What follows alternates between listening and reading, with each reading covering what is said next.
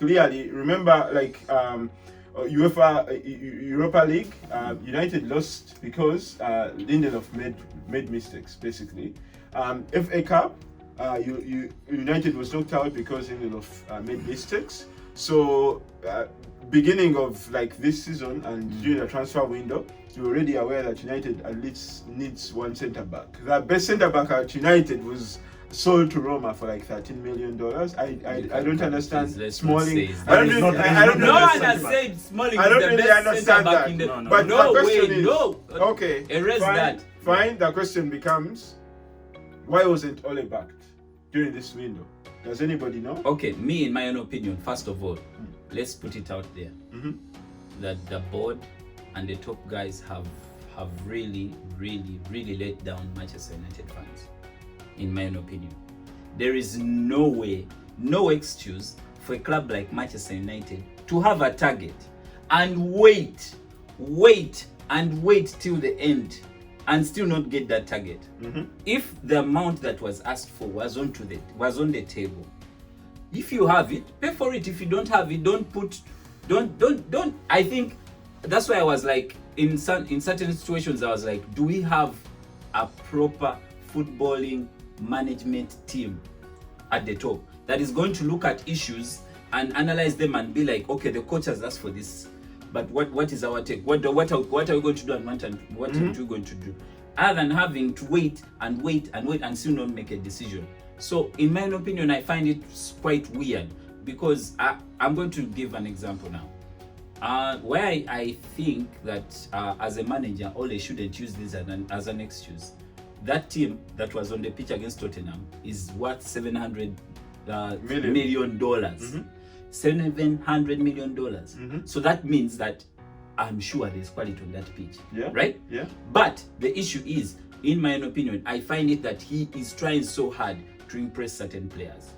For example, Pogba in this game, where we needed discipline at its best, because the players who are going to play against, it's a Mourinho team. Anything detailing tactical wise to Mourinho is very important.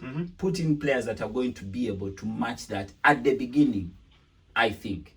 Then you can bring in Pogba towards the end. If you notice, when we played Tottenham after the lockdown, the first game we played, Pogba didn't start. We first started with Matic and Fred in there. There was discipline.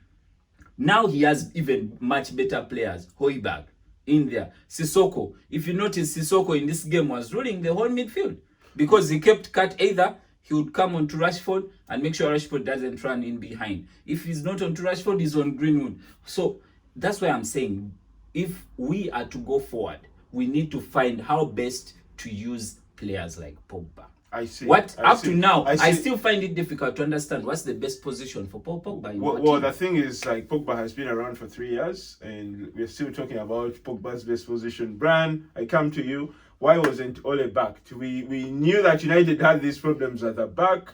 You're knocked out of the FA Cup. You're knocked out of Europa League. You lost certain games during the season, especially the game against West Ham. I think it ended in a draw, in knockdown, because of Lindelof, right? Those are 3 games I could point to. So why is it that United, instead of spending money on a centre back like Upamecano, they spent money on Donny van de Beek. They're giving a lot of money to Cavani. Basically, you're reinforcing in places where you already have cover, and you're not buying. You're not buying a centre back. Why is it that Ole wasn't backed in this window, in your opinion? I think it's because somebody else is running this transfer thing. And the person running is doing it at his own peril, at his own whatever he pleases he wants to do. That's why we need a director of football. I don't think who's the guy running our transfer? Judges something. No. This guy, Ed Woodward is running everything. No, but there's a footballing guy over there. Ed Woodward is he signs, but there's whatever. I don't think they know anything about football. Because the players they're signing are definitely it's just the same positional thing. And let me just first complete. I don't know why we even signed Cavani.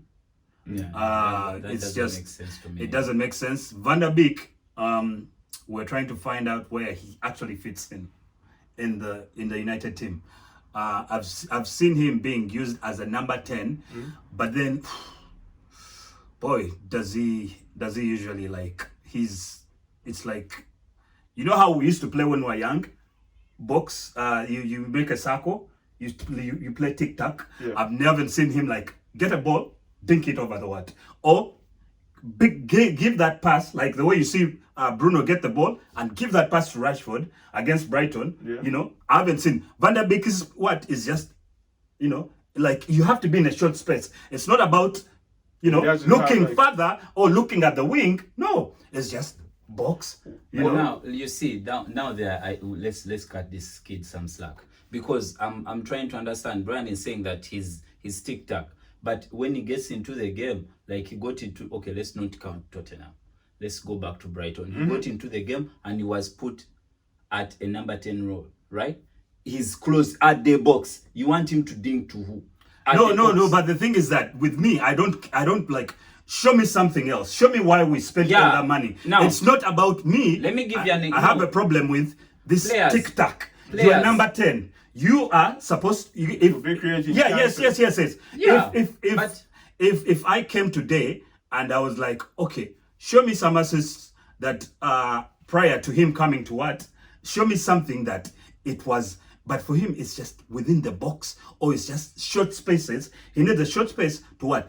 Rather than Bruno Fernandes, you could see he can hit the ball like the way he hit the one you want. Byron, you know what's wrong with a player who modifies it in a different way?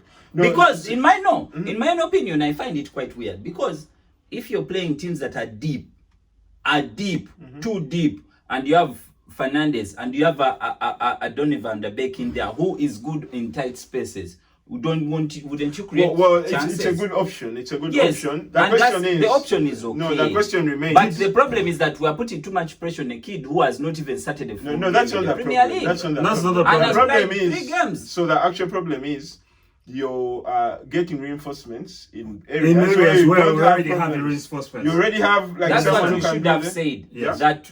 That's why I'm telling you. That, I don't think we needed Van der Beek. Yeah. Okay. I don't think we needed Van der Beek. That's my opinion. What if Fernandes You understand? got injured? No. I don't think play? we needed. No, we have Pogba can also play that role. Yeah, Pogba You can understand? play that position. Because the It whole seems thing. to me Pogba is never going to play that role anymore. That's the thing. No. He Yeah. might. We'll never know. Maybe the injuries might come and it might be able, like, he needs to be there. Yeah. You understand?